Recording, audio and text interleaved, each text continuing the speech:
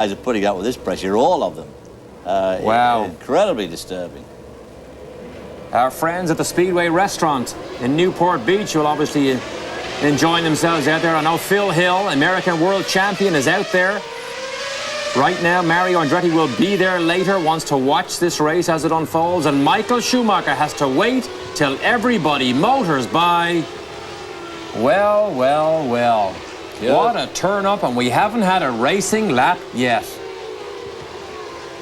Michael Schumacher will start the Japanese Grand Prix dead last.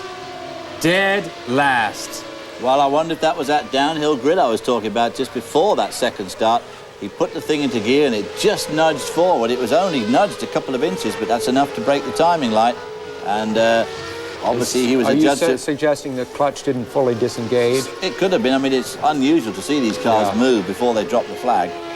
Well, one thing is the talk all year that the FIA is pro-Schumacher, that they do him favors. The officials are sort of slanted in his favor. Certainly this has been treated absolutely fairly right down the middle, to Schumacher's detriment. Very much to his detriment. Down. This is the corner that we saw Mika Häkkinen go off on in yesterday's qualifying. He took some wing off the front of the car to try and get more top-line speed and gave himself a bit of understeer. So this may be one of the great kamikaze efforts at the Japanese Grand Prix to watch Schumacher come down. Now, after today's race, there's still more Formula One racing on Speed Vision, because on Monday, December 14th at 8 p.m. Eastern Time, the 1998 Formula One Year in Review show will debut. Sam, David and myself will be along to give you all the highlights and the analysis from the season. December 14th, 8 Eastern, only on Speed Vision.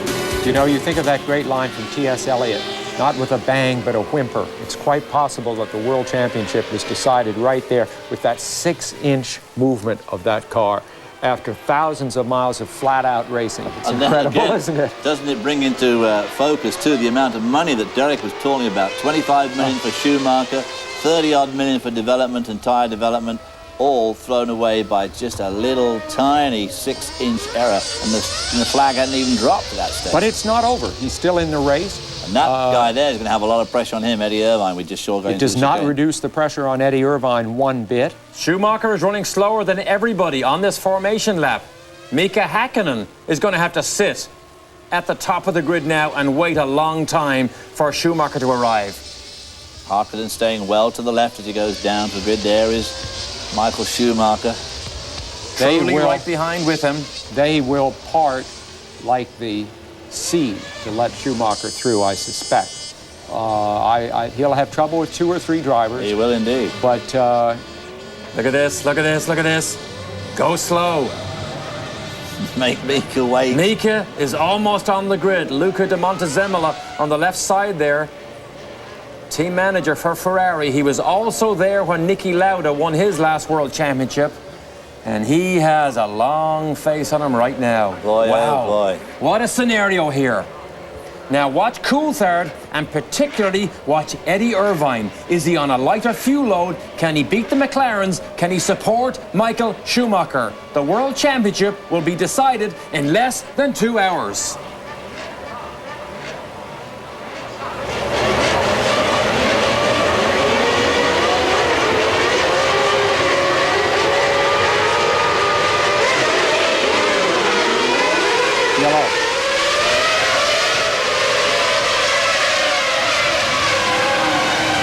Eddie Irvine didn't make it, but Mika does. David Coulthard had a very poor start. Williams in third, Häkkinen, Eddie Irvine. How about the yellow flag? Green start for Mika Häkkinen. Down through the S-curves. Good start for Eddie Irvine. Looks like Frentzen is third. Boy, look at Mika Häkkinen pulling away from Eddie Irvine already there. That's David Coulthard. Got a poor start. He currently 4th behind Heinz-Harald Frentzen. Right behind him, Jacques Villeneuve, then the 2. Where is Michael? Where is Schumacher? He made up 4 places within the first 200 yards That's of the easy start. bit. The nearer he gets to the front, the faster the cars are, the more difficult they are. Michael's 13th already. But when He's passed half the field. But when he comes up with people like Heinz-Harald Frentzen, what's he going to do with them? He's going to rip right by him. You watch. Halfway around the first lap, and Michael is 13th, top of the picture. Is that him? Not smoke at the top of the picture. Frentzen, Coulthard, Villeneuve. There's Häkkinen. Comfortable cushion on Eddie Irvine. Down to the chicane. So maybe Mika Häkkinen's going on the light load theory and going to have 3 stops. In control so far, Mika Häkkinen, McLaren, West, Mercedes-Benz. Could not be going better, possibly, for McLaren. Apparently the yellow flag put away, not a factor. We have a race. Damon Hill is 6th. Look at that. Good run for Hill. That's Ralph right behind him. 2 Benettons. There's Michael. There's Michael behind Panis. 12th. He covered half the field in just 1 lap. I'm sure most guys will move over. Lacey said he wouldn't help him in any way, shape, or form. Would not help Häkkinen. Look at this here. Oh boy. Look at this here. Launch control. That was a good start, I'd say. Yeah, he picked off 4 right off the grid. The problem he has is to get wrapped up in somebody else's accident. That's where Mika Häkkinen went off in qualifying yesterday. Just understeered off. He'd taken a little wing off in an effort to get a little more straightaway speed, and when he went through that long fast turn, he couldn't quite hang on to it. Now, of course, Eddie Irvine is not doing the job that he's got to do. Right side of the screen. There's Panis still. Schumacher right behind him. Didn't pass him yet. No, it's one of the Sauber cars. So that'll be Jean Alesi then. Alesi is a friend of Schumacher, so Alesi's going to pull aside for him. Well, certainly not going to make it difficult for him. Pledged his support for Michael Schumacher. Watch this. Mika Häkkinen not pulling away much from Eddie Irvine. Eddie Irvine, having made not such a good start as everybody hoped, is in fact hanging on to Mika Häkkinen, and Heinz-Harald Frentzen is keeping David Coulthard at bay. They're not in the championship fight, so Frentzen doesn't need to be courteous to DC. A strange race, gentlemen. Not what anyone had anticipated after this incredible Eddie 5 weeks of tension. hanging on to Mika Häkkinen. He makes up 0.4 of a second on that last lap, and Coulthard is all over Frentzen, and Michael is 10th. He is 10th. Wow, what a run. 2 laps, and he's gone from the back to P10. But the crucial thing is how far he is out of the lead. A long way. And he is a long way. With some very tough customers. Uh-oh. See that kick from Frentzen? Car, yeah. Boy, oh boy, gave a big kick there, didn't he? Oversteer for Frentzen. And, of course, David Coulthard could see that very well. Right behind David Coulthard is Jacques Villeneuve. And behind him, of course, is Damon Hill. Made a better start than his teammate Ralf Schumacher. Irvine, fastest lap. That compares favorably with last year's fastest lap of 1:38.9 by Frentzen, incidentally. Let's go back and take another look at the start. David Coulthard appears to move first. Then his most important mission is to block Eddie Irvine, and he does it too late. Irvine right behind Mika Häkkinen, left side of your screen, and Frentzen, David, took advantage of Coulthard's slow getaway. He did, but David Coulthard, of course, it wasn't so much a slow getaway as he spent all his time crossing the racetrack. And now, of course, is one of those areas that I find a very, very distasteful area. This diving across the track seems to me to be just something that... Look at this here. Michael is now 9th, past Fisichella. That's Alexander Wurz right in front. Alexander Wurz, remember their battle in Monaco? They came to blows, they hit each other. Look at this, 1.2 seconds. See that first to second? They've just gone across the line, but Michael has been giant so far. He'll be on that leaderboard soon, down behind Wurz into turn 1. Great shot as they go down that front straightaway, 180 odd miles an hour. This double apex right-hander, very tricky corner. Then it leads into these S's, just one Will after the Alexander other. Wurz move over? Will he move over and make it easier? Look at Mika. Look at Mika. Eddie Irvine throws fastest lap of the race in, and Mika comes back immediately. Look at that. He does what Irvine did last year. That outside groove. Who's the smoke coming from? Maybe from Ralf Schumacher. Surely That's he will the move next over. car that Michael must pass. Surely he will move over to help his brother. Surely he will move over to help his brother. Let's hope he doesn't blow up right in front of his brother. Damon Hill is right in front of Ralph, so Michael is in the middle of the mix here. Incredible after that amount of laps. Well, Damon Hill's lying 6th, so he's going for a point and a couple more places and he'll be up with a point. Damon Hill, of course, won't be giving him any favours at all. Well, the person who won't be giving him any favours is David Coulthard. Look at this. He has not dropped Eddie Irvine yet. He has not dropped him yet. He is still hanging on to Mika Häkkinen. Coulthard can't get by Frentzen. And these guys are nearly 7 seconds down. There you see, only 11.9, well, 12 seconds from Häkkinen back to Michael Schumacher. Look at this. Edmund. It seems to stretch out when you come down that front straight. Through the twisty bits, Eddie Irvine is right there. We don't know how much fuel they have on board here, though. Now, of course, if he did start with a light load and he's being left at this rate, which is not a huge rate, but still in all, with the light fuel load, he'd certainly want to be right there with Häkkinen because he probably will have to make another stop. Häkkinen, however, is in the perfect position. Don't you gentlemen agree? In other words, he's leading the race, and really there's very little pressure from Eddie Irvine behind him. Virtually no pressure. And you notice he's keeping just enough distance so that Eddie couldn't do a sort of funny maneuver and perhaps hit him off the track. Michael is now 7th. Ralph moved over. The last lap for Häkkinen versus Schumacher. Häkkinen was 0.8 of a second faster. Remember, Schumacher is passing cars. He's right behind Damon Hill. No love lost with Damon Hill. None at all. Damon Hill sees Michael in his mirrors. I bet he's shocked that he got there that fast.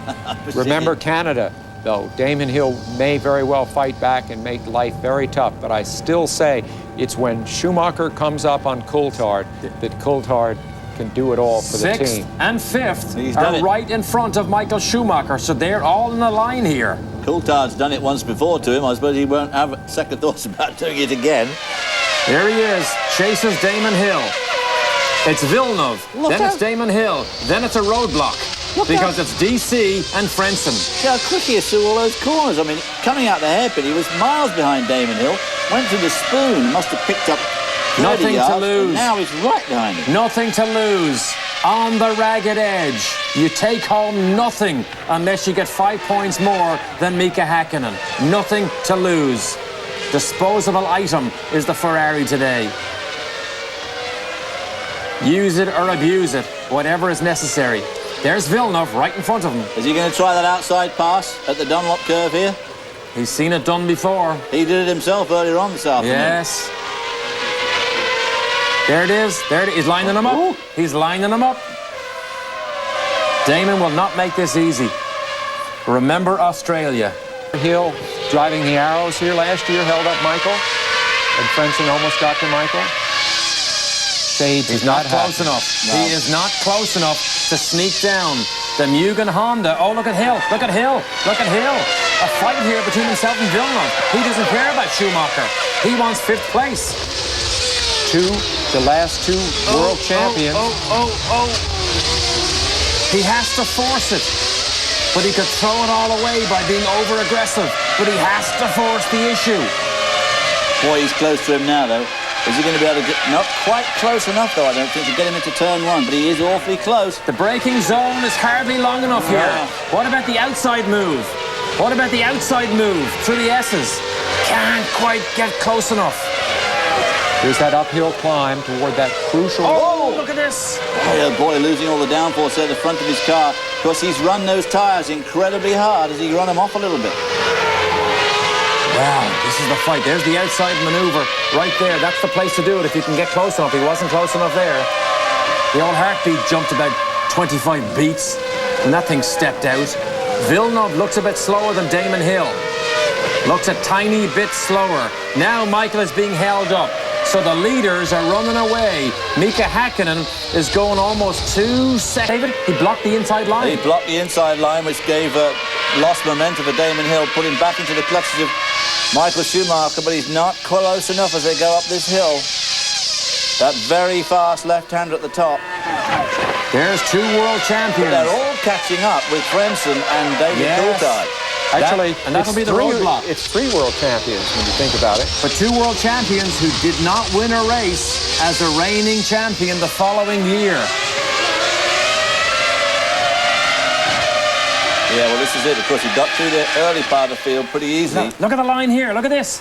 Frentzen, Coulthard, Villeneuve, Hill, Schumacher, Ralph, all in the line. And the two boys ahead, Eddie Irvine, who I'm sure must be on a lighter fuel than Mika Häkkinen, is beginning to creep away ever so slowly. Eddie Jordan doesn't know what to do. What will I tell Damon? Will I tell him to let him go? No. No, I don't think he's thinking that at all. I think he's thinking, make sure you get around Jack Villeneuve.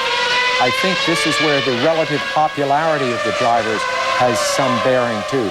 There's no love lost between Schumacher and most of the people in this field. And the most important thing for Eddie Irvine, or for Eddie Jordan, and Ralph Schumacher and Damon Hill, third place in the Constructors' Championship.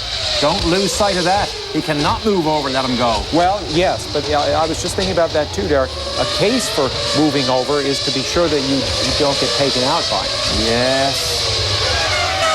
You see what I mean? Oh, this is good stuff here. This is a fight. He is in the fight of his World Championship life here. And he can see that Damon is in a huge fight with Jacques Villeneuve. So he's got to be very careful here. Yeah, he can see exactly all the moves they're making because he's the one that's following. So he has got to be careful because he knows that Damon could jog out at any moment to try and get around Villeneuve. So he doesn't want to get himself into a position whereby he gets caught out by that. But of course, trailing those two cars, the downforce on Schumacher's car is certainly being compromised. You know, if Schumacher wants to bail out of this battle, he's almost within range of the first pit stop if he were to change his strategy and go for a three-stop strategy. I mean, he's losing just tons of time. You see Häkkinen way ahead of what really counts there is Frentzen, 15 seconds back. I mean, Häkkinen is, for all intents and purposes, alone on this racetrack. Yeah. Eddie is hanging on. 18 seconds in front of Michael Schumacher, so things looking very good for Mika Häkkinen at the moment. But, of course, Häkkinen can break down. He's broken down at a couple of the races. It could happen again, and then the whole question becomes, can Schumacher get up to second where he must finish? Oh, he's losing. Look at this. Häkkinen still pulling away. Almost 2 seconds a lap at times as these boys get more embroiled in their personal fight here. That's the trouble. When you begin to drive defensively at the head of a line here, you hold everybody up. Look at Villeneuve, holds up Damon Hill. Damon Hill clearly looks a little bit quicker than Jacques Villeneuve. And look at this, Schumacher's right behind him. Here's the spoon. Surely he can't go around the outside of the spoon. A lot of dirt and dust goes down there because they clip that inside apron.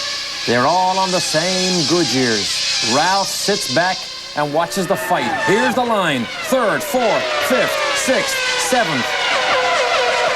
And remember, the cars that are involved in this battle for third place in the Constructors' Championship are all part of that group. So it's they have their own fish to fry. You know, one thing is that in the last two championship deciders Schumacher has been involved in, he made mistakes in both, had contact in both of them, got away with one and not the other. And he's having that kind of a race again today. In other words, Schumacher, who psychologically is thought to bring such pressure on his opponents, I'm not so sure is invulnerable to pressure himself. Well, he obviously made some sort of mistake on the grid, which could have cost him World Championship, of course. More than 2 seconds. Mika just pulled out on Michael. On that one lap alone, more than 2 seconds. Schumacher has to stay emotionally controlled here. He knows he is much quicker than every car in his line of sight right now. All the way to third place, he is faster. But he has to force the issue with outside. Got wide there, locked it up badly, tried to go down the outside. There wasn't really room. He got into the dirt on the outside. Smoke from the right front. Standard wheelbase car. They didn't bring the long wheelbase car here. Standard wheelbase, modifications to the diffuser. 30 days. Yes, 30 days of testing in the last 5 weeks between Mugello and Fiorano, developing Goodyear tires. This is the story of modern Formula One. You can take the fastest car on the track and put it in the middle of the pack, or the middle of the upper part of the pack like this, and even with the best driver in the world, he's powerless to get by. It's a fascinating story in dynamics and physics. It is so close. It is so close. They came here with a special engine for qualifying, had 800 horsepower, probably helped him get on that all-important pole, and then it all came to zero, as Villeneuve still holds off Damon Hill. Here's that move. Little poke down the inside. He knows Damon Hill is about to turn in. David, a driver can sense that he's not close enough before the driver in front begins to turn. Absolutely. He just knew that would be a totally lost cause to try and go down the inside of that chicane. You've got to be right alongside the guy. And, of course, the approach to the chicane here is on a slight right-hand sweep. I don't quite know why they don't straighten it up so that you can outbrake people cleanly into the chicane. There you see the fastest lap. 2 seconds again. Look at that. Hartley and Schumacher. Yeah, telltale sign there. Telltale sign. But you know, Damon, I'm sure, is convinced as soon as he squeaks by Villeneuve, if he can, he's going to run away from Michael Schumacher. So he's after points, constructor points for Eddie Jordan. Well, of course, they've disposed of the Benetton team, so they've now they're locked in the battle for third with the Williams. Look at that. There's the Constructors' Championship at the moment. At the moment. And for the Williams team have been quicker all through practice and qualifying, but they're not pulling one over the Jordan team here. They certainly are not. No, sir. There's the chicane where Senna and Prost came to blows, came to grief. Senna lost the World Championship right there in an outbraking maneuver. You know, I think Schumacher is showing remarkable restraint. I mean, he realizes he can't get by. He's steadied himself. I mean, he's tried everything. Yeah, everything isn't working. I think we may very well see him try a 3-stop strategy. That's really his only option right now to get out of that pack. Look at this. Look at the 25.3. He is being held up more than a second a lap, as Ferrari, we hear, are getting ready for a stop, and I'm sure it's for Eddie Irvine. You know what this is so eerily like? It's like the first race of the year when McLaren just pulled away effortlessly. Now, it's a special case here, of course, because Schumacher is being held up. But remember, McLaren was unassailable in the first few races of the year, and then Schumacher began to get the Ferrari going, closed up. But we're seeing a kind of odd symmetry now. Racing Car of the Year, built by Ron Dennis and Adrian Newey there in the black hat. Undoubtedly, Racing Car of the Year is the McLaren. Eddie still hangs on. But he's losing ground badly. No, he's really losing ground badly now. The pressure is now off Mika. Eddie held on for about the first 7, 8, 9 laps. Not anymore. And it's hard to believe that Mika is going as hard as he can. He's just doing what he does so well and has done so well throughout the season, which is make the most of the car in a calm and exacting way. Well, of course, he's got no traffic yet, too, so you might as well really stretch it until so that gives him the added luxury of being able to pick his way through the traffic. Now, is there any merit to Schumacher making his stop now? He's stuck in traffic. We know he's slower than he can be going. Maybe they'll drag him in. Well, if he wants to make 3 stops, he certainly can start stopping now. Overall, it may be quicker. DC is all over the back of Frentzen here.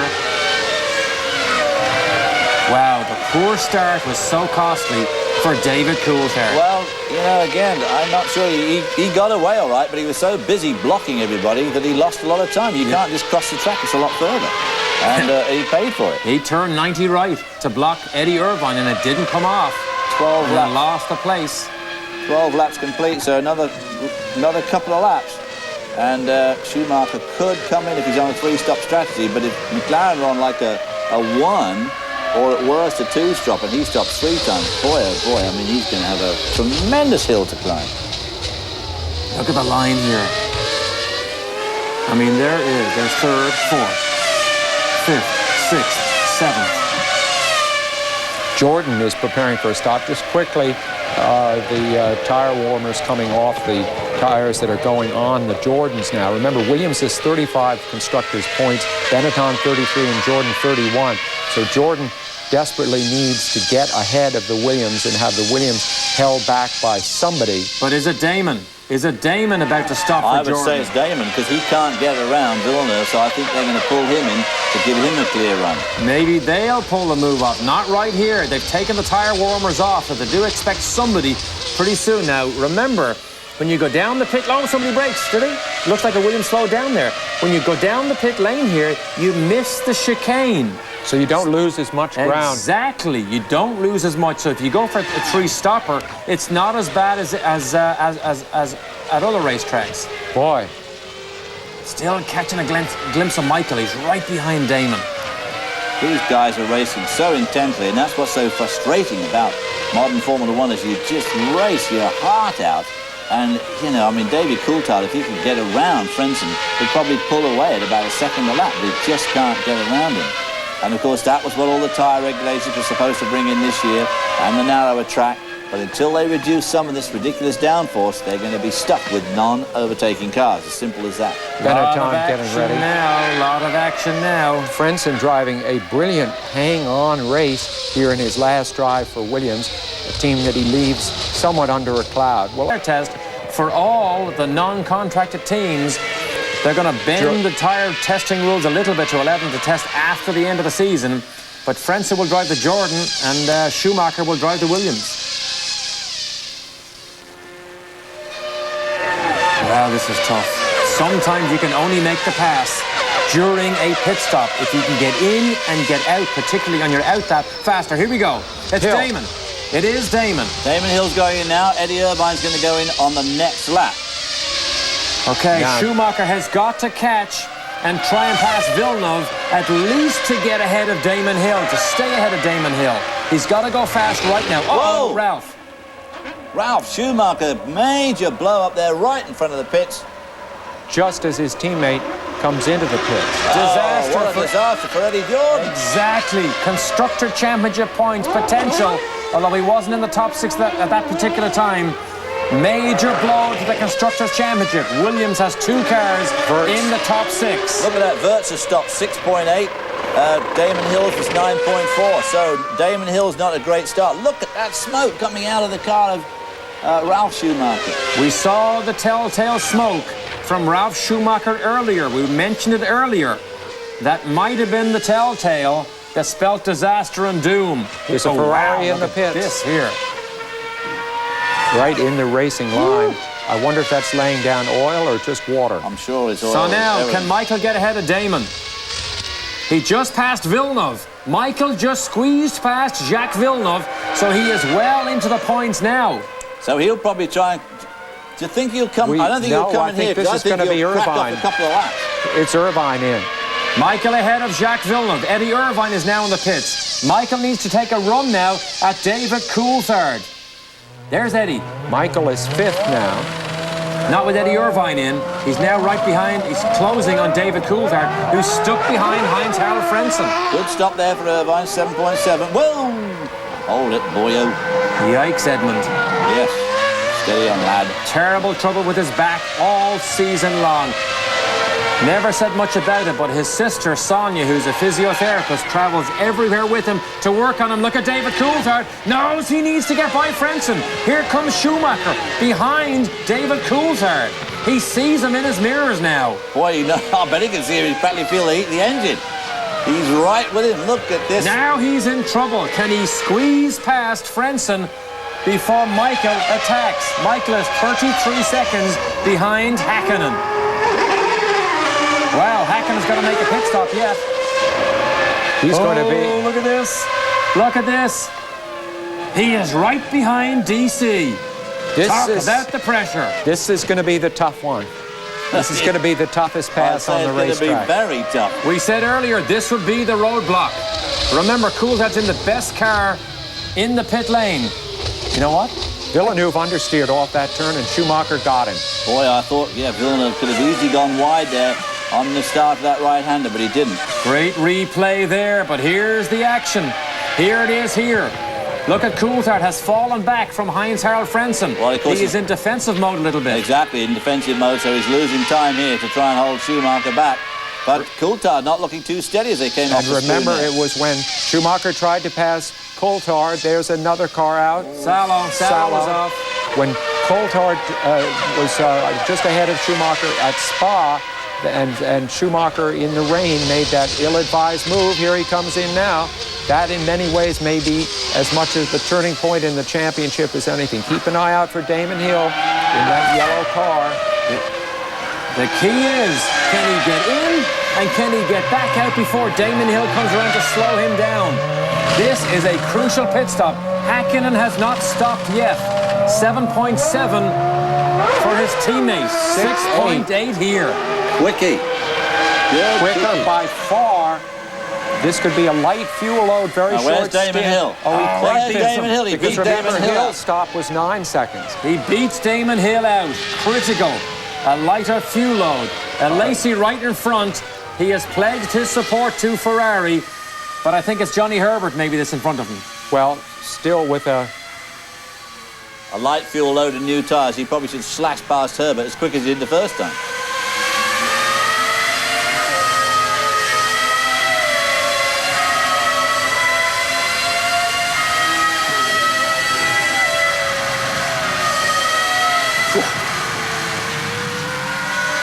You got to say this. If your name is Michael Schumacher, your life is pretty interesting. It is.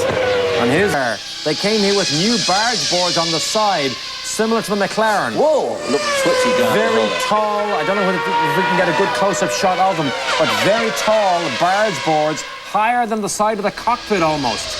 Oh, look at DC. Forces the issue. It is so difficult and dangerous to try and get down the inside of an almost equally matched car down that inside of that chicane. Well, all these cars have such staggering braking performance, and it shortens down the braking distance so much. Look at this here. Look at this here. He just did that lap. He is running 0.8 of a second quicker than Mika Häkkinen as we speak. So Häkkinen on worn tires is starting to slow. It's starting to slow down, and the Ferraris are running faster. You can bet if Eddie Irvine is able to do that, what will Schumacher do on fresh tires? But Häkkinen has really got this race well and truly under control. That may be, but I think Schumacher is going to run very, very fast indeed for the next 20, 25 minutes. Häkkinen back to Irvine, nearly 23 seconds. McLaren ready. Remember, 12. Mika's in now. He's in. Häkkinen is in as we watch the fight here. It needs to be not perfect, but pretty good for Häkkinen. There he is. He just needs an average pit stop. Doesn't need brilliance. And what we really need here is for one of those wheel nuts to get jammed for about 15 seconds. Oh, I wouldn't wish any bad luck on old Mika. Here's Irvine. 7.3. Well, that's pretty close to perfect. Here comes. Very close. Here's Eddie. Here's Eddie. Not good enough. No. He's made up a little bit of time, it looks like. Another one. 2 successive fastest laps for Eddie Irvine. But can he run him down and can he pass him? The likelihood is slim. It is slim. You know, can Mika Häkkinen get caught in traffic? Villeneuve, Eddie Irvine may not be able to run ahead of Mika Häkkinen, but he is putting in his best drive of the year, I think, right now. He's staying in touch with him, which is a tremendous performance for Eddie Irvine. He's a little too big in that car. He's been uncomfortable all year. He's never really gotten to grips with it the way Michael has, and today he's really shining. Look at this. Look at this. We just said it. Michael is now the fastest man on the racetrack. He is reeling in Mika Häkkinen.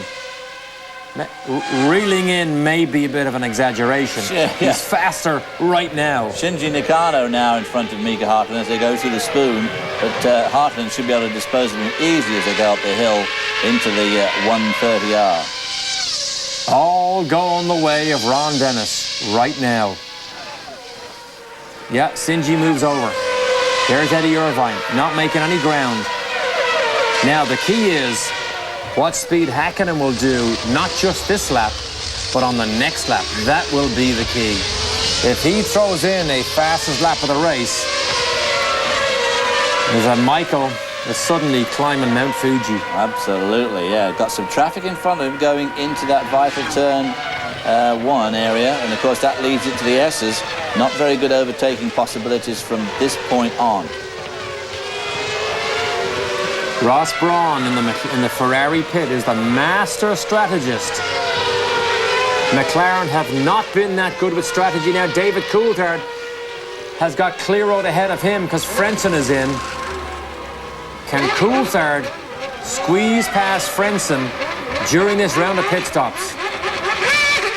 9.5. They've obviously taken on more fuel Not a great than stop. the McLarens.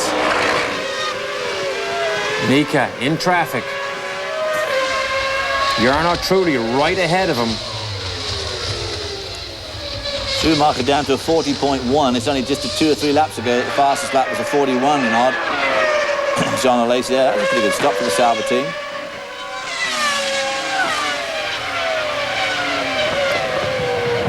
Unfolding.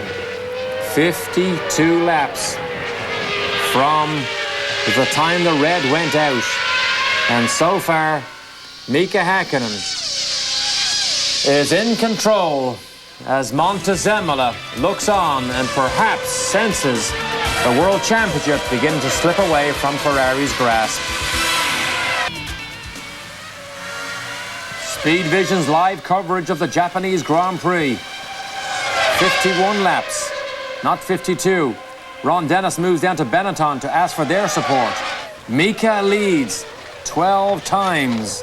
When the leader of the championship goes to the last race, he wins. He has led over 545 laps so far this year. Coulthard is in the pits. You see him here. Okay, now he needs to beat Heinz-Harald Frentzen out if he's to support Mika Häkkinen. And Michael Schumacher right now is the fastest man on the racetrack still. He was 1.8 seconds quicker than Häkkinen on the last lap, and Schumacher just drove by.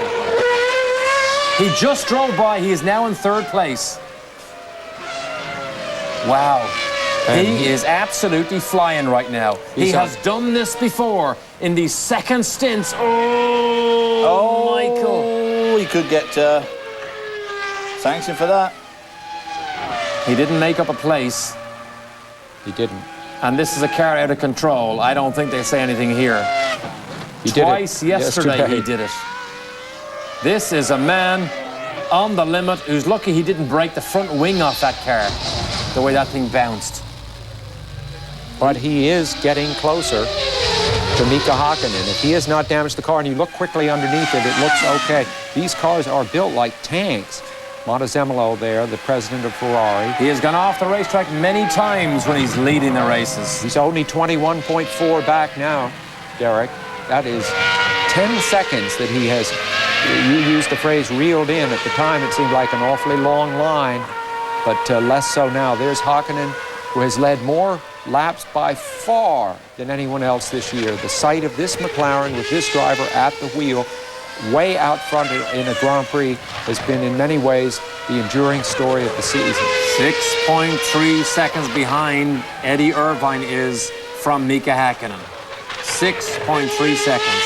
So he is not a threat and not a factor here. The only statistic coming into this race that Michael Schumacher is he's actually finished over 900 laps of racing this year coming into this race, but of course he'd rather have those 500 odd laps in the lead.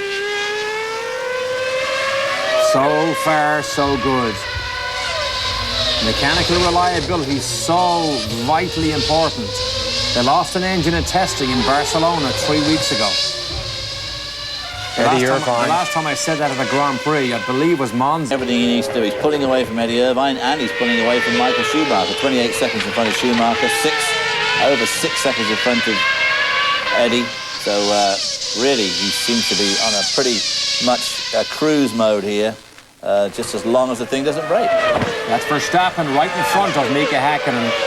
Ron Dennis has such an affinity for Mika Häkkinen as Eddie Irvine still chases, and he will just move over and let Michael up to second place as soon as Michael comes in to closing range.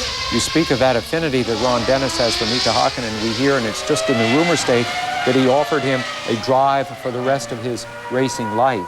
But Mika Häkkinen has turned it down. He's only making about $6 million right now, and he probably wants to keep his options well open. And if he becomes world champion, he knows that this man here, who was absolutely all over the place, makes $25 million. Mika Häkkinen thinks he's worth a lot more. But have a look at this here. He is absolutely all over the place. Now, these are newish tyres, don't forget, but they'll be pretty well rooted by the time he's finished abusing them, so not doing them any good at all as he got to. Look at the way he flicks his car around at the last minute. Absolutely all over the place is Michael Schumacher in his chase of Häkkinen. He is running faster. He was patient earlier, but now that he's on the track by himself, we are seeing the most incredible aggression coming from Michael Schumacher. Doubtless the venting of frustration. And let's not lose track of all of the setup that we did before the start of the race. Remember, Michael Schumacher must win this race or finish second. He cannot finish second, lower than second, and have any hope of winning the championship. Well, he's got to score 5 more points than Mika Häkkinen. Häkkinen basically has to go out of the race. Absolutely, he does have to go out of the race. At this stage, the way things have shaped very up. high sustained G-force loading around Suzuka here. You see the camera shots here. Lots and lots of long, fast double apex corners. Well, the track has 9 rights and 7 lefts because of the figure 8 configuration, Derek. A very nice balance between rights and lefts. But one of the things that makes it so challenging, the drivers say, is that there are times when you need mechanical traction, and then there are times when you need downforce provided by your aerodynamic package. And it sort of shifts back and forth from turn to turn. Now he's in traffic. Barrichello ahead of him. Track designed by John Hugenholtz from Holland. Also designed Zandvoort, 2 of the finest Grand Prix tracks ever made. Eddie Irvine thinks this track's even better than Spa-Francorchamps. Well, when you do really well on a track, you generally think it's a great track. Well, he's raced here a lot. I've raced here a couple of times. I mean, this is the ultimate neck stretcher. I mean, it really does just give you the upper body the most incredible workout. And, of course, Michael Schumacher's the boy for that. I mean, nobody. He's built like a brick built you-know-what. So he's very tough and can sustain these incredible speeds all through the race. Mika Häkkinen doesn't look quite so tough, but he obviously is extremely. These boys, led by Takagi, should move out of the way. They should just move out of the way as soon as they see Schumacher. I'm sure they will. Nakano, his mirror's already filled with red. I'm sure the pit has told him, move out of the way. Mind you, he won't have the horsepower to fight off Michael Schumacher anyway. I was just saying he should be getting some blue flags, because he'll be thinking there for the guy in front. Just in case you don't know, the blue flag, of course, is a flag displayed that says a car is behind you that is much faster. There's Nakano, has a reputation of being a good test driver. Technically very good in this car. Minardi, of course, will have factory-supported Ford engines next year. He moves aside, and Michael goes ahead. Michael's chasing down his teammate, Eddie Irvine. Takagi, of course, is the hometown hero here. Whoa, locks him up big time again into the chicane. Boy, he is just trying to make every ounce of speed into that chicane, which is one place that lap after lap you can make up a tenth or two by very aggressive driving. Now, Eddie Irvine is beginning to close in on Mika Häkkinen. It's now down in the 5s. It was 6.5, 6.9 for the last couple of laps. Now it's in the 5s. So Eddie Irvine beginning to eat into Mika Häkkinen. Whoa! Right, Look at that. The gap is up, though, back to Schumacher. That's because of the traffic here. Yeah, he lost all that he had gained. He had gotten to within 22 seconds. He's now back at 28 seconds. The frustration of the problem at the start. If anybody was not with us at the start, Olivier Jarno Trulli stalled. He went to the back of the grid. And then Michael Schumacher, we think, stalled and caused a second yellow and went from the pole all the way to the back of the grid. Made up 12 positions in the first lap alone. And incidentally, Speed Vision has structured this broadcast in such a way you've seen one set of ads. There'll be only one more between now and the end of the race. Fantastic. You're going to see all of the action between here and the end, virtually. Mika Häkkinen looking the epitome of smoothness going through the chicane there, but of course he is under absolutely no pressure at all. So he's driving very conservatively, I'm sure, to try and keep this car together. We keep on saying it's unreliable, but quite honestly, the McLaren this year has not been that unreliable, just a couple of times. Two times for the Ferrari as well, for that matter. Here's Coulthard. Boy, it is Australia all over again, you guys. I mean, Mika Häkkinen just effortlessly, apparently controlling the race, not driving anywhere nearly as hard as he has to. Look at David, misses the apex on the right-hander there. Miserable. Fourth place for David Coulthard. Now remember, we're just over halfway, lap 26. Just gone by, so we are just over halfway.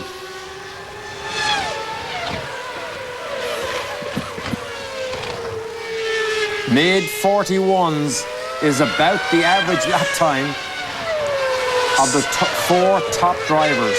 Last year, the lap record was 138.9, 1 minute 38.9, which is an average speed of 130 miles an hour. So they've lost a couple of seconds, a little over a second, with the change of the configuration of the cars. Yikes, look at this again. He's just absolutely toast. Look at those. The right front tire. But you know what, David? Does that look blistered? It's right front tire. I think he's tearing it apart. Yeah. But I wonder if he's got a problem with his brakes. It's sort of a bit unlike him to just keep on. Let's see if he does it again. Goodyear may be in their last race in Formula One, but their tires are certainly being put to some test in this race. And it is a sad weekend here because there are so many people involved with this Goodyear racing program for so many years. To think that they're going to close everything down after winning 368 Formula One Grand Prix events. Bridgestone have only won 8. But just think of all the people in Akron, Ohio, who've done so much this year to develop these tires with Ferrari, and they did a super job. 5th, 6th and 7th here, all in a line. And the manufacturer's battle for 3rd place at stake. Yeah, Williams has 2 cars and Jordan has 1, and Jordan desperately needs the big points. Not looking good for Jordan. Jordan, you know, said that, boy, oh boy, I'd really love to come 4th or 3rd. They're running 5th going into this race. Obviously now up to 4th because they're way in front of the 2 Benettons. But they would like to get around the Williams. If they could snatch that 3rd place, it would be unbelievable. And don't forget that up to Britain, they hadn't scored a point at all. At the halfway point, they hadn't scored a point, and now they're duking out for 3rd. I mean, that's pretty good. Okay, this could be. Irvine's coming in on lap 28. We're now doing lap 27, so he should be coming in momentarily, just 6.5 seconds behind Mika Häkkinen. So is he going to come in fact, on this lap? The window for pit stops has always been big here. Irvine does peel off. Yeah. Remember, Damon Hill stopped on lap 14, as did Alexander Wurz. Villeneuve went to 18, Michael Schumacher 16, and Mika Häkkinen went 18, so 2 laps difference between Schumacher and Mika. Clear the decks here for Michael. Get Eddie in, get him out. 7.7 was the last one. 6.5. Good one. Pretty good for young Edmund. Curve to swerve. Here comes Here's Michael. Now, Eddie's got fresh tires. We presume he can run hard. And we certainly know that Schumacher's tyres are anything but fresh. I mean, I've never seen any tyres. That right front must be complete junk. Tortured it. Tortured. Tortured it. I love the way you say tortured.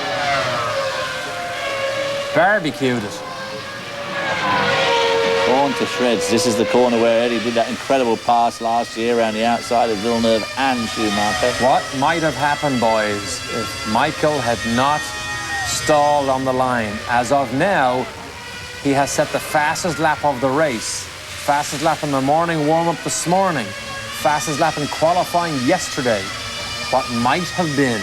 He would be leading the race, but Mika Häkkinen would still be beating him in the championship because Yes. Mika Häkkinen would be Good running point. second. Good point. Absolutely. Down to the spoon. But he would be leading the race. Mika Häkkinen would be lying second. But he would have in the back of his mind, if Mika Häkkinen drops out or has a problem, I am going to win this championship. Now, in the position he is, if Mika Häkkinen drops out, he's still going to be... He has a chance. He's got a bit of He a... has a but definite he's chance. got to drop out. Oh, yeah. Never But remember. that situation prevailed in either scenario. And Eddie Irvine's running second, so all he's got to do is practicing. Yeah. And suddenly Michael does have enough points if that scenario did develop. In many ways, the race, even though it's so dramatically different looking and different in its feel than we thought it might be, it's actually all the same arithmetic of pains. The real arithmetic. And Schumacher still is in the same position he was before all the scene at the start. Häkkinen has got to drop out. And basically, Schumacher is going to do what he has to do today, despite everything. Right now, Häkkinen is the only one of the front runners that matter that still has to make his pit stop. So he has run long and hard at the front. Takagi in the Tyrrell. In the Tyrrell. Locks the brakes. You're watching history here, everybody, because 30 years of history with the Tyrrell team here. 33 wins, 19 poles, 451 Grand Prix. And Ken Tyrrell's team will be no more after this weekend. What a great innovative team that was, too. The high nose that we see came from Tyrrell. The band X-Wings that we saw earlier, Ferrari Trident, came from Tyrrell. And who could ever remember the six-wheel car came from Tyrrell, yeah. One thought quickly, gentlemen, as we talk about Tyrrell. The quick stop by Eddie Irvine is kind of intriguing, and there are those who think that perhaps he may be running a light fuel load and headed for a three-stop strategy after all, in a desperate effort to get to grips with Häkkinen. In other words, Ferrari not having given up yet. Maybe. I mean, that was a 6-second stop. Right now, he's gotten 20. And Irvine just did a seconds. 40.9, which is as good as anything we've seen. And he's 24 seconds behind and running faster. Yeah, and Häkkinen's stop is coming up. Very interesting. Now that gap down to 25.6 seconds. He can stop and go, and there you see the lap time. Look at that there. Look at Schumacher's, the regularity of Schumacher once he's in the clear. Look at that, only 0.3 of a second differential over those 3 laps. Like he was at Nürburgring just Those 5 first weeks ago. He did 9 laps in a row with 0.8, I think. within about 800. Yeah. Incredible. And that was at the start of the race. And that kind of regularity with the damage that he's done to the tires is even more exceptional. Yeah, it's a miracle. Whoop. Takagi in front of his home crowd. He's obviously hit somebody. Oh, one of the Minardis. What happened here? That would be the very ignominious end of the Tyrrell racing team. And Esteban right there. Tuero had no business Doing that. doing what he just did. The safety car is out. Takagi, Unbelievable. This is a huge... Wait a minute. Takagi got mugged from the back. Will we? Oh, He no. knows Oh, it. no. The question, it isn't necessarily coming out. Question raised. Very bad mistake there, and of course that was the sort of mistake that we saw ample opportunity for Schumacher to be made early on in the race, and of course it just no hope, absolutely no hope. Takagi is absolutely right what he just did there. Tuero had no hope. Uh-oh, somebody broke. Puncture. Yeah. Michael. Tire. It's not broken. Destroyed a tire. He can't make it back. The World Championship is over. The World Championship is over. Tyrrell obviously hit and something, Goodyear the car. have both gone out, 2 historic names, more or less, at the same moment. Mika Häkkinen Is world champion. is the world champion. He does not know it yet. He knows it. I bet he does know it because they're watching television. Michael Schumacher has a tire failure for some reason. We don't know whether he picked up some debris, but Michael Schumacher's challenge, it explodes, going down past the pit lane, and just like Nigel Mansell in Australia when a rear tire blew, the challenge is over. So Ferrari have to start all over again next year. And the season ends the way it began for Ferrari, with a mechanical breakdown. And in between the first race and now, they had absolutely 100% mechanical reliability with Schumacher's car. Well, Isn't that amazing? well. Mika Häkkinen now makes a pit stop as the new world champion. He is the world champion as of now. He can savor every minute. The car can break. It doesn't matter. He's won the championship. Mercedes-Benz. I'm sure everybody in the Pac West motorhome area watching on behalf of Mercedes-Benz and everybody else even remotely connected with Mercedes-Benz realizes the mountain that has just been climbed successfully by Mika Häkkinen and Ron Dennis. And he's ahead of Eddie Irvine handily. He got out ahead of him. He doesn't even have to worry about that situation. And of course, an incredible thing too for Ilmor Engines, who designed and developed the engines in conjunction with Mercedes. So a great day for Mercedes, not a good day for the Ferrari team. The president of Ferrari, Luca de Montezemolo, can only look on as he sees the celebration begin to happen in the McLaren pit. One hates to say it, of course, but the team got off to a very bad start because the Goodyear tyres were quite clearly not as good as the Bridgestone, and to be pushed out of the very last race by a total failure of the tyre must really dig the knife deep into Goodyear too. Now remember, it just happened after Takagi got mugged at the chicane. There was bits of shrapnel and motor car and carbon fibre all over that chicane that could well have been what punctured Michael Schumacher's tyre. Plus, of course, he was probably a bit low on tread where he's been locking him up badly. So certainly not throwing the blame at Goodyear, but it's just pretty ironic that the season got off to such a bad start. Now we might have an interesting chase. Can young Irv the Swerve close in on Mika Häkkinen? Is there still a chance that a Ferrari might win here? I think that Mika Häkkinen now, having made sure he's going to win the championship, is certainly going to make sure that he wins this race. The last time this happened, Michael Schumacher, when he stood by the sidelines and watched the World Championship unfold, was in Australia when he became the champion because he didn't know Damon Hill was also damaged. Now... It was last year at Jerez. And last year he stood beside the side of the road also and lost it. Now, Mika Häkkinen can enjoy the last third of this race as he has never enjoyed a race in his life. He can literally savor the championship from the cockpit. That's fantastic.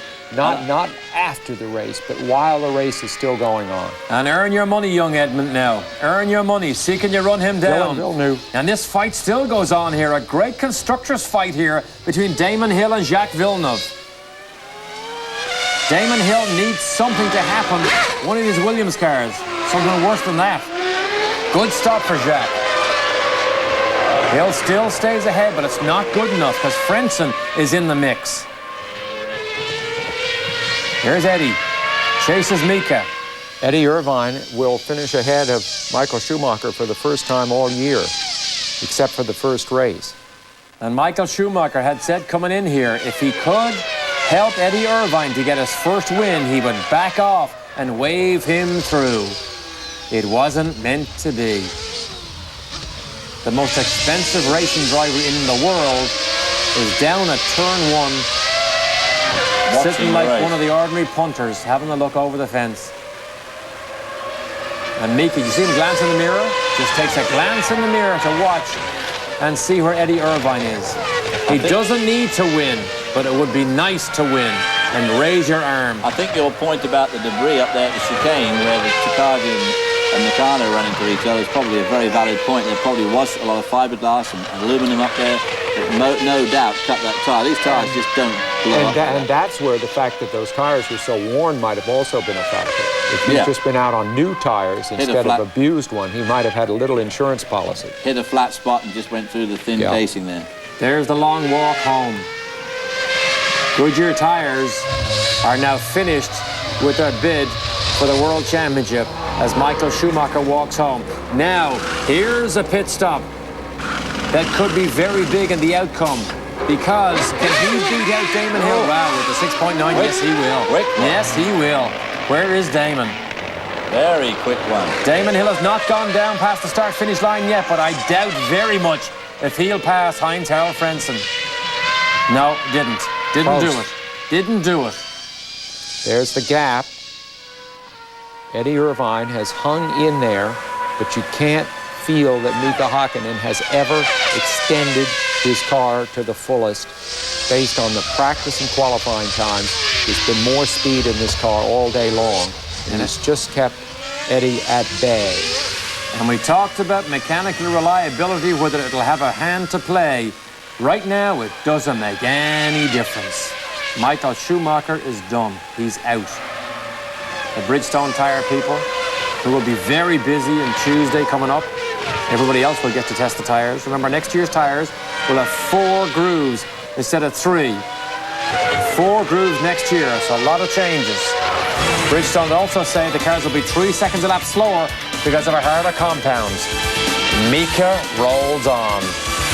Haley compared what happened to Schumacher to Adelaide, Australia, 1986. This is Nigel Mansell, who 19 laps from the end of the race needed only to hang on to 4th place. He was running solidly in 3rd when his tire let loose. And you see Alain Prost, who then swept on to win the championship. A very, very similar situation as we found here today, Derek. And then today, the same thing happens. Look at the debris fly high in the air. Right, it must be 40 I would almost feet up. bet you debris from Nakano or from Tierra's crash caused Michael Schumacher's tire to blow up, as Heinz-Harald Frentzen still stays ahead of Damon Hill. Let's take a look at the Bridgestone race reset. Not surprisingly, the leader from the very beginning has been Mika Häkkinen, as he has been the leader from the beginning of several of the races this year. Cars out 8, several of them just in the last few minutes. And of course, the big story is that Mika Häkkinen has clinched the 1998 World Driver Championship right here in the last race. And it means that he joins that elite core of drivers who has started the season in the lead and stayed in the lead the entire way. And Eddie Irvine is about to make a 3rd pit stop. So the light fuel oils that we speculated on earlier, as the Lacey barely makes it through the chicane, but the light fuel oils we speculated on earlier is the way Ferrari went with Eddie Irvine. But the depressing thing from Ferrari's point of view is, of course, that they weren't quick enough, even with that light fuel load, and haven't been on any of the shorter stints they've done on it. So that was a good strategy, but it obviously didn't help them enough. Now, of course, it's academic, because even if Eddie were somehow to get to grips with Häkkinen, it wouldn't make any difference. That energy has gone right out of the race. Mika Häkkinen, world champion. The 2nd Finnish Formula 1 world champion. The first one was Keke Rosberg, who is now his manager. And at this time, Derek, last year, Mika Häkkinen had yet to win a race. And not too long ago, Mika Häkkinen almost lost his life. We covered that earlier. The McLaren Brain Trust, so proud. The way this championship really turned around 5 weeks ago at the Nürburgring in the Luxembourg Grand Prix, when Steve Hallam on the right side of that picture as we looked at it, one of the engineers for Mika. He was also Michael Andretti's engineer in Michael's brief stint at McLaren in 1993. I'm sure Michael doesn't want me to remind him of that. this is Adrian Newey's day also. Remember, he moved from Williams to McLaren, putting final touches on this design. The brilliant aerodynamicist Adrian Newey, who incidentally worked with Michael Andretti years back, and now is the brains behind much of the McLaren, and a very formidable gentleman who gets paid, incidentally, a great deal of money. Not only drivers make money in Formula One these days. There weren't many technical updates on this car, the McLaren car, when it came here. Not that they would tell anybody. Just slight modifications here and there. Nothing largely visible. Most of the work, we believe, was done on the tyre development. They only did half the running that Ferrari did between the last 5 weeks. But Ron Dennis said in a quote earlier, they rather do quantity than quality than quantity testing. Well, I'm sure that Ferrari thought their testing was not only quantity, but was quality as well. But, I mean, tremendous amount of work done into that Ferrari. Mika Häkkinen comes in. Here's David Coulthard. Or even David Coulthard, even. The amazing David Coulthard. I say amazing because he just has not been on the pace here. He hasn't been on the pace for a number of races now. He seems to have had the stuffing knocked out of him somehow. By Mika Häkkinen. You're right. Mika Häkkinen, yeah. Let's get this clear here. They started out the season as equals. Mika Häkkinen has outdriven David Coulthard. I mean, David Coulthard, because he's English, continues to get terrific press from the English biased press, in my view. He has been shown the gate by Mika Häkkinen. The fatal thing happened. He went into a good season with a good car and got blown off by an even better driver, and his career is tarnished, in my view. And I think, too, tactically, he made a big mistake, of course, in letting Häkkinen win that race in Adelaide. I just think if he'd had that one win behind him, he would have felt a lot better about it. More muscular, kind of. Yeah, I think it would have done him a bit of good, but, I mean, the fact is that Häkkinen just showed him up horribly as the year has progressed. There's no doubt about it.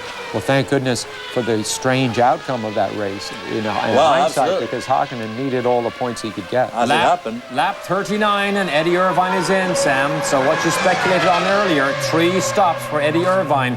So now the pressure's taken more off Mika Häkkinen. He was about 3 seconds behind him. Officially now, we know that Michael Schumacher had an electronic problem with the clutch at the start. That's what caused him to stall and go to the back of the grid. And it was debris he ran over to cause that tyre to explode down that front straight. Always terribly worrying for the other drivers, knowing if they've run over some debris and are going to have a problem with it. Just not Michael Schumacher's day, that's all. I guess What a not. struggle. The whole season has been a struggle with Schumacher and Ferrari versus Häkkinen and McLaren Mercedes. It has been a titanic struggle all season long. One of the great title fights.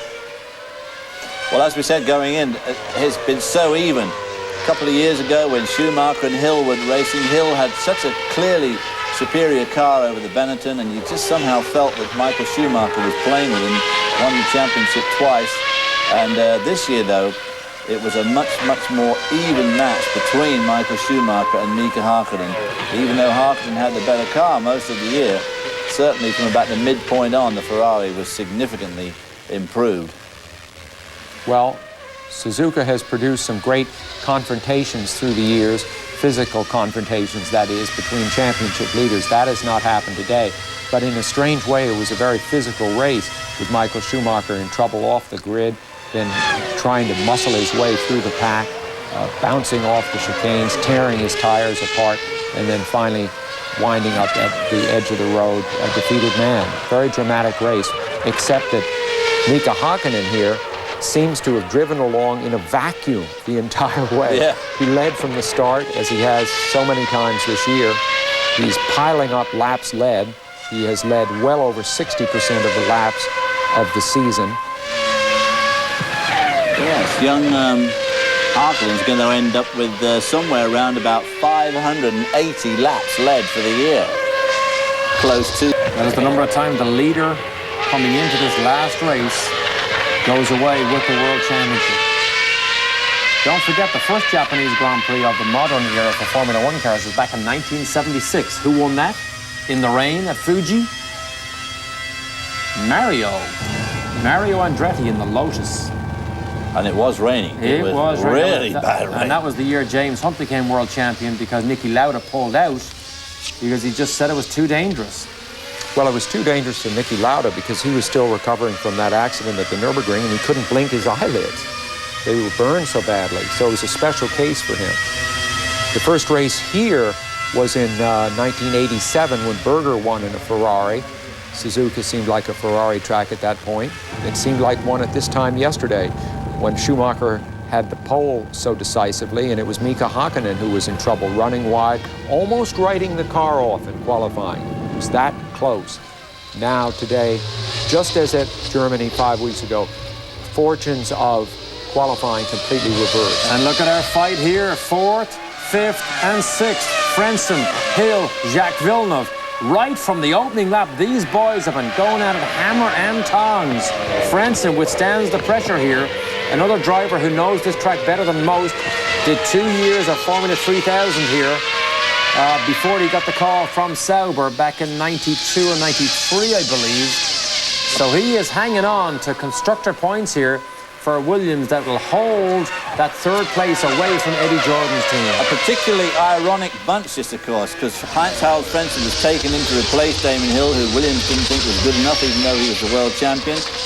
Damon Hill won the world championship from Jacques Villeneuve, who's following right behind him. As soon as Damon Hill had left the team, Jacques Villeneuve won the championship, and now the circle has gone full circle again. And next year, of course, Heinz-Harald Frentzen will be joining Damon Hill in that yellow Jordan. So all those guys are all very intimate with each other, know each other incredibly well, and of course next year we'll get to know each other even better. And of course great American interest next year when we watch Chip Ganassi's current driver Alex Zanardi move over to join this Williams team. We will watch him intently because he has become so popular in America after his 2 championship wins here. But this is a great fight here, a great fight at the end of a season that is largely regarded as the worst season Williams has had for many, many years, discounting the early seasons when Frank was on a wing and a prayer. And of course one wonders if Eddie Jordan is telling Heinz-Harald Frentzen now, if you want to get a good car next year, you better let my man through to try and get those vital points. I don't think so. I don't think so either. I don't know whether he's looking at to see if Eddie can catch up to Mika Häkkinen. I doubt it very much. But the Williams boys have Damon Hill in the sandwich here. Good fight here. Williams already have 2 test drivers. 2 test drivers. One isn't enough. Montoya, who'll move away from that role, but Max Wilson is also a test driver for Williams, and we've lost what? Another minority. Shinji Nakano was the only guy left for minority. So both Japanese boys are done for the day. Obviously got some sort of failure, just pulled off there on the grass in the S curve section. Just drag him out of the way there. If Damon Hill continues where he is and finishes where he is, I think he's going to get enough points to put them into 4th. They will pass the Benetton team. They will trailing the Benetton team by a couple of points going in. Take a look at this. So yes. Jordan will clinch that 4th position because Jordan had a win with Damon Hill at Spa. 5th place, of course, being their best up until now. Did you see how weighted that was in the advantage of McLaren and Ferrari? How tough a job it is to win in Formula 1. Today, we have not even spoken about the Stewart team. Jackie Stewart, the might of his commercial backing, the knowledge he has about Formula 1, builds a team that's absolutely nowhere. That is how difficult things are in Formula 1. How about Elaine Prost? Lost, exactly. Another example. Builds a team up to 250 people with the funding he has and the knowledge he has, and they have had a disastrous season. Not only is the Stewart team nowhere, it's slipping backwards, almost unbelievable as it seems. I mean, they're in the clutches of Minardi and Tyrrell at the back there, so they're really going to have a shake-up next year. I think that Ford are getting pretty fed up with it. It was their designated hitting team, and I think that next year we're going to see some changes there brought about by Ford. Apparently, you know, Peugeot, a little disappointed with Prost, may have talks with Jordan by the middle of next year. Well, I don't know. As you watch Mika Häkkinen roll on here, just think of the battle in the years down the road between Mercedes-Benz and BMW. BMW will be in the year 2000. And what a titanic fight that's going to be also between those German powerhouses. Toyota, we hear, is interested in maybe coming to F1 in the year 2001. Honda, of course, now officially confirmed to be back in the year 2000. Dallara has built a brace of cars for Honda to go testing with before they build their own, not just their own engine and gearbox, but also their own car. That's a tall order. A very, very risky project, in my opinion, to build your own car. It's just not that easy, and there's so many incredibly good designers out there. People like Ross Brawn, who helped design this car. Adrian Newey on the McLaren team. Gary Anderson, who's just left the Jordan team. There's a lot of knowledge out there that, boy, oh boy, it's hard to emulate and catch up to speed without having at least one or two of those guys in your camp. Is he catching Eddie Irvine? Does it make any difference? Is it a bit of a disgrace that he is running third and not second? I think so. Whoa. Well, he certainly won't like it. Remember his error at the chicane? David Coulthard has had some highs and some basic lows, some very bad lows. Obviously, his worst low probably was when he blew up at the Italian Grand Prix, which he would have almost certainly won had he continued. Another low, in my opinion, was his dismal performance at Spa with the incident with Michael Schumacher. Everybody still seems to think it's Michael Schumacher's fault, but I'm pretty much in the side of Michael Schumacher there. I think that David Coulthard just did the whole thing completely wrong. Look at the fight here. Remember what happened to Jacques Villeneuve last year? Disqualified. He was on the pole here in '96 and last year. Started the race and then got disqualified. The team put in a protest. They withdrew the protest afterwards, and that was for something silly. He went too fast past a yellow flag situation. They disqualified him from the Japanese Grand Prix. Those sort of subjective things are terrible. But in fairness, it was his third infraction for the same thing. Well, but of course, who's to say it's too fast? When you're a marshal standing at the side of the road and somebody goes past at 60, can you really tell the difference between 60 and 100? I don't think so, not when you're standing at the side of the road. Williams are rumoured to be setting up a second team, a complete second team that will be based in Germany for next year as we watch Fisichella in the Benetton. Have not seen him all day, running 7th. Now there's a team that they started off the year so strongly when Bridgestone obviously had a lock on the tyre situation. They looked absolutely wonderful, and they have just slipped backwards at the most alarming rate. Came here this weekend, struggled for grip. Started off with understeer, but a basic lack of grip. And as the cars got worse, it's interesting, Fisichella's brilliance sort of came to the fore. At first, Wirtz was the faster of the two, but as the cars got worse, Fisichella became the faster of the two. Absolutely, slightly more experienced, no doubt, but both those drivers must be feeling terribly disappointed that David Richards, who had come on board the team as the owner, or so the general manager, and the guy who was going to bring them to the forefront again, has left after a spat with the Benetton family. So I really don't hold out a heck of a lot of hope for Benetton next year either. Meanwhile, Mika Häkkinen strolls on towards his first World Championship. 30 years 25 old. seconds in front of his teammate. Yeah, it doesn't make much difference, but Eddie Irvine was 3 seconds a lap quicker than Häkkinen on that last lap. But Mika just has to be careful now. He just needs to be careful to take home a win in addition to a World Championship. This, of course, will bump his win total to 9.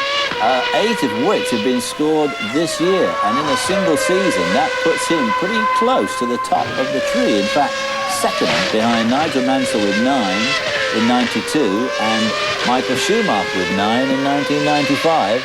So our man will be there third, joining Ayrton Senna, who had 8 in 1988.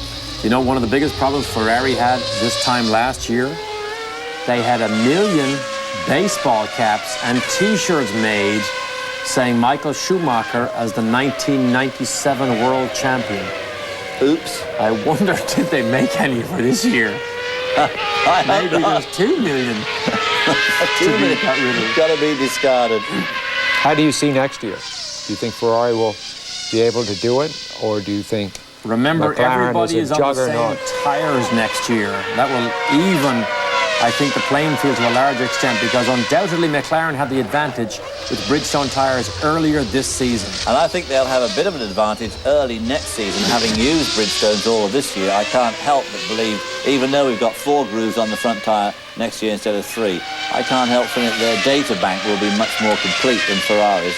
I know Bridgestone are probably going to help everybody the same, but I would think that McLaren and Bridgestone will have a little bit of advantage to start with. And there's no doubt about it that the McLaren car still, to me, even today and yesterday in qualifying, it just looks somehow, it looks so good compared to everything else.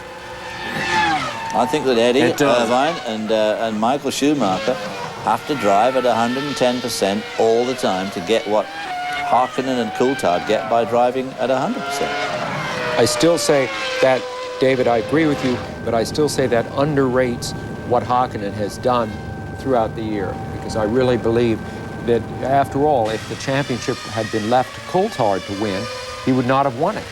So, in other words, the McLaren is not good enough for David Coulthard to become world champion. Well, that's true, you see what I mean? Yeah. So, I mean, I really think that Häkkinen has managed to make the car look, I mean, it's a great car, but he's made it look good with a combination of aggressiveness but tidiness that is just the hallmark of his style. Very Prost-like approach to driving. Yeah. Undoubtedly, Luxembourg was a race where Mika Häkkinen went up, I think, in the estimation of many, many people, because he was so good and so fast and so mistake-free when he really was under intense pressure. And that was when Mika Häkkinen, to my mind, almost became world champion in Luxembourg. Well, Ron Dennis said it was the most important race win ever in the history of the McLaren organization. And, you know, when you see what's happened today, you realize how wise that was, because it was really at that point that Schumacher realized he could be beat, and the season turned back in McLaren's favor. The momentum that Ferrari had managed to build up was reversed. And Schumacher looked like it too when he was on the podium that day. I mean, he just looked shocked. Shell-shocked. Yeah, because he just knew that he had been beaten. They'd tried their best shot. He was on the pole. Even their tactics, which had been absolutely exemplary up to then, let them down. And the McLaren team and Mika Häkkinen pulled one over them for a change and went on to win the race. And it was an incredible race by Häkkinen. Also an incredible race by Michael Schumacher, even though he finished second. And when Ron Dennis says something, you listen, because any man who has in his closet clothes in graduated degrees of grayness and always rearranges them so that the lighter grays are at one end and the darker grays are at the other. But the fact that is a man to respect. The fact that they're grey makes me just worry a little bit about him. Well, his cars are grey, too, right? Silver grey. Maybe he has a red tie, just a tiny little red tie. Little red dots. Yeah. Very discreet red dots on a dark grey background to go with his slightly grey suit and his obviously very light grey shirt. So every member of the Mercedes-Benz board of directors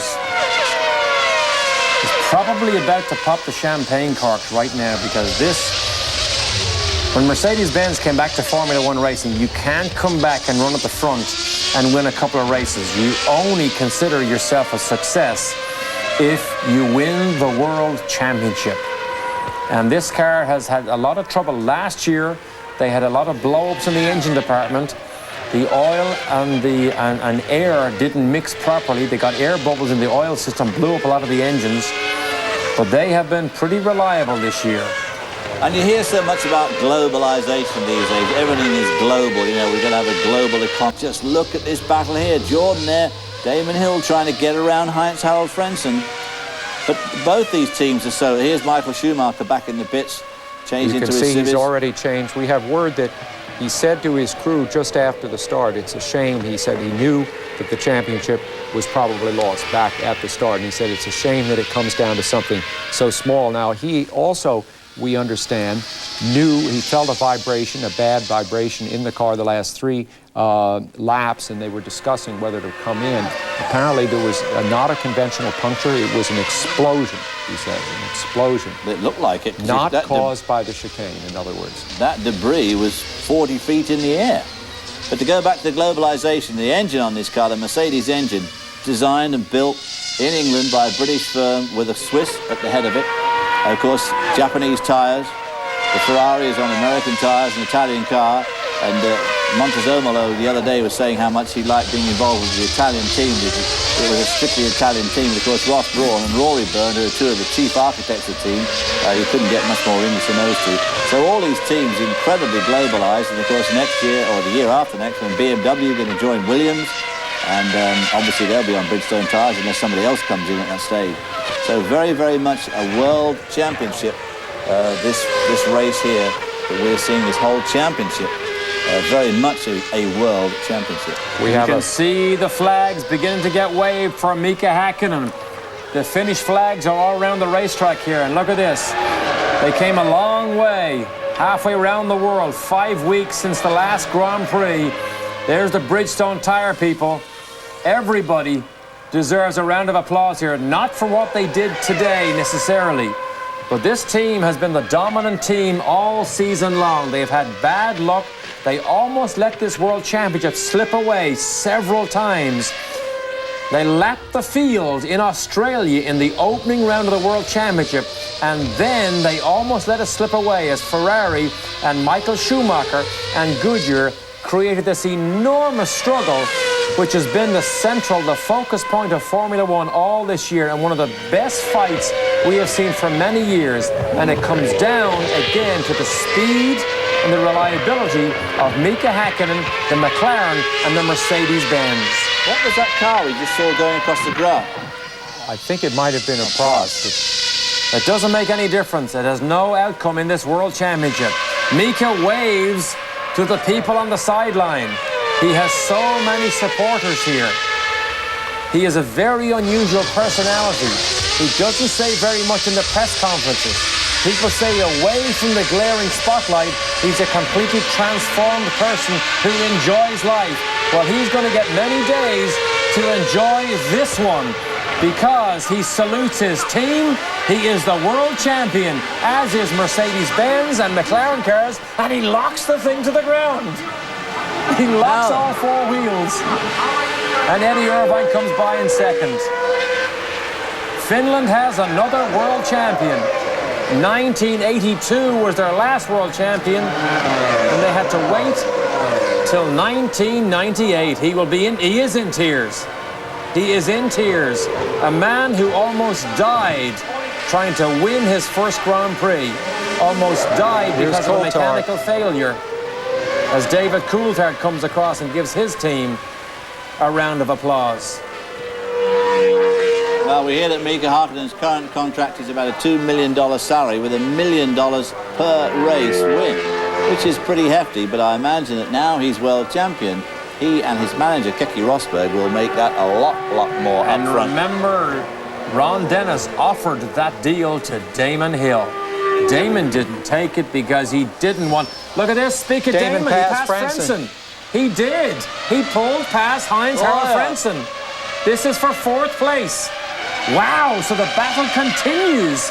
And Frentzen's career with Williams ends in ignominy. Isn't that incredible? Absolutely. Damon Hill, the oldest man in Formula One at 38 years of age, pulls off an incredible pass at the end of the Grand Prix. And Suzuka is good again to Damon Hill, where he has, of course, won this race. 4th in the Constructors' Championship now. Damon Hill can be very happy with himself. Not quite enough points there by that position change to get 3rd for Constructors Jordan over Williams, but very, very close behind. A moral victory, to say the least, when you consider the points that Jordan racked up in the second half of the career. Of the season. Absolutely, hadn't got any at all at Silverstone. These cars were so heavily modified for this season. Lots of controversy when they went to a narrow track, less downforce on the grooves in the tires. Dr. Harvey Postlethwaite, there is that Ron? No, that's Mansour Ogier. Mansour Ogier, who was one of the partners of McLaren. He was one of the partners at, one of the sponsors at Williams when I was there in 1982. And Mika Häkkinen, seat belts are off. Is that illegal? This is a lap he does not want to have end. What a marvelous moment to be in your racing car, sweaty, tired at the end of the race, but victorious. A terrific sense. Boy, oh boy, what a sensation. Yeah. He's got the belts off so he can get himself out of the car and wave to the crowd. And so he should. And so he should. Just got married this year, right after the Grand Prix of Monaco. Monaco, in many ways, I think, was a turning point for him. He'd won races before that, of course, and in fact was on the way to the championship. But Monaco, the greatest of all the Formula One races, was the moment that Mika Häkkinen really felt that he had entered the history books. Believe it or not, Michael Schumacher said this week